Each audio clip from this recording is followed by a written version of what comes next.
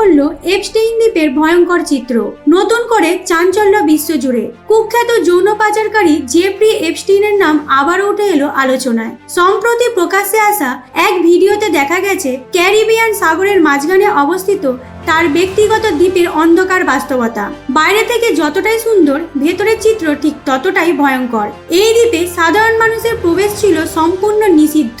Video ফুটেজে ধরা পড়েছে বিশাল অট্টালিকা, পরিত্যক্ত ঘরবাড়ি এবং একাধিক রহস্যময় স্থাপনা, যা ঘিরে নতুন করে উঠছে বহু প্রশ্ন।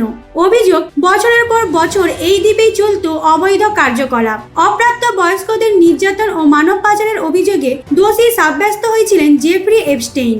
2019 সালে গ্রেপ্তারের পর জেল হেফাজতে তার রহস্যজনক মৃত্যু আজও রহস্যই রয়ে গেছে। সবচেয়ে চাঞ্চল্যকর তথ্য হলো, শুধু যৌন পাচারেই সীমাবদ্ধ ছিলেন না এপস্টেইন। সাম্প্রতিক নথি অনুযায়ী মানব প্রজাতি নিয়েও নাকি তার ছিল ভয়ঙ্কর পরিকল্পনা।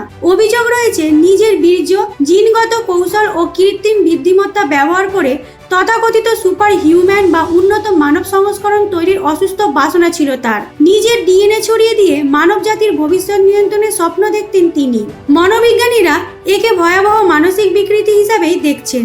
সম্প্রতি প্রকাশিত লক্ষ লক্ষ পাতার নথিতে উঠে এসেছে এইসব তথ্য। পরবর্তী আপডেটের জন্য নজর রাখুন ABD18 নিউজের সঙ্গে।